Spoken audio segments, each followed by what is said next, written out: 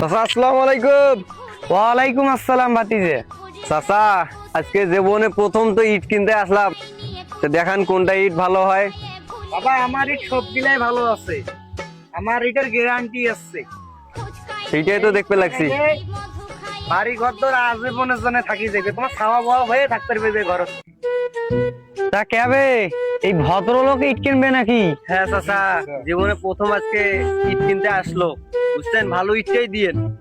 আর ভাই আমার দেখুক কোনটা ইট ভালো হয়। ভাই দেখেন তো ভাই, দেখতেছি সবই ভালো হবে তো মনে হয়। ভাই ইট তো ভালোই লাগলো, তাই এটার দামাদামিটা কত? হ্যাঁ হ্যাঁ করা যায়, সমস্যা নাই। তা চাচা এটার কেজি কত? আই তুই আমার ইট ঠোক, ইট আবার কেজিতে পাওয়া যায় নাকি? দেখে তো ভদ্রলোকের সাওয়া ছোট মনে হচ্ছে, আমি মনে হচ্ছে কত ইট কেন যাস, তোর কাছে ইট বেচবো না। কোন আবার তো দেখ নিয়ে আসলাম ইট কিনতে। ভাই আপনিও ভালো নাই, আপনি ওর কাছে ঘুষ খাইছেন, আপনিও যান এখান থেকে। সরি, আর হবে না কোনোদিন। আরে ভাই জান তো আপনি, Sorry, sorry, আরে ভাই আপনি জান তো আমি ইট বেচবো না।